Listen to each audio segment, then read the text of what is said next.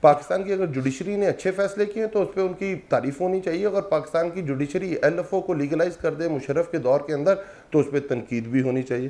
پاکستان کے اندر دیکھیں یہ چیز نہیں ہو سکتی کہ آپ اسکیٹ قوم ہیں یا آپ مطلب کہ آپ اوپر ہیں ہم سب سے.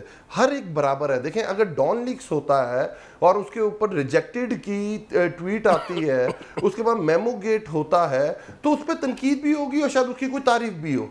اگر آپ اس کو اس طرح نہیں کر سکتے کہ اگر پاکستان کی افواج کے خلاف کوئی بات ہے تو وہ سازش ہے اور پاکستان کے خلاف کوئی چیز ہے تو وہ مداخلت ہے. آپ کو ہر چیز کو ساتھ لے کے چلنا پڑے گا اور یہ چیز تنقید برائے اصلاح ہونی چاہیے. یہ نہیں کہ صرف تنقید باید تنقید ہونی چاہیے کہ ہمیں باہر تنقید کریں. اور اگر ہم دیکھیں ہر چیز, اور دوسری یہ چیز ہے کہ آگے کی طرف چلنے کا طریقہ بھی پورا ہونا چاہیے.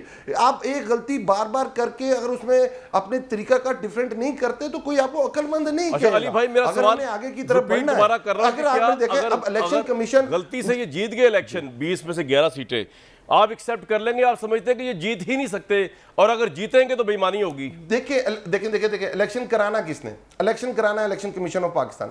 ان کا رول ابھی بھٹی صاحب بھی آپ کو بتا رہے تھے, ڈسکا کے اندر 3:30 بجے سوموٹو نوٹس, کراچی کے اندر 8.5% کے اوپر سیم ڈے نوٹیفائی کر دینا.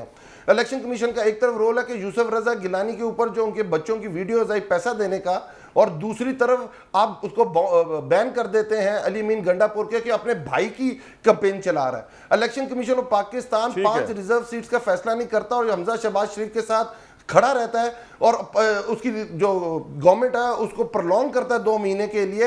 تو آپ مجھے بتائیں کہ آپ جب اپوزیشن میں ہیں تو آپ بتائیں کہ فری اینڈ فیئر الیکشن کیسے ہو سکتے ہیں؟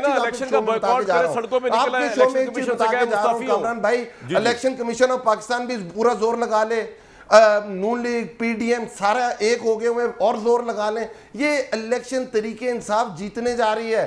آپ جتنے سرویز اٹھا کے دیکھیں, آپ نے گیلپ کی بات کی, ابھی IRS کا سروے آیا تھا, اور آپ اس کے اندر دیکھ لیں کہ واحد جماعت تحریک انصاف ہے جس کی ریٹنگز میں اضافہ ہو رہا ہے, جس کی مقبولیت میں اضافہ ہو رہا ہے, جس کا بیانیہ گھر گھر پہنچ رہا ہے, اور انشاءاللہ تعالی جو ارباز مائیں گے انشاءاللہ تحریک انصاف کے سامنے. آپ کا پوائنٹ آ گیا جی.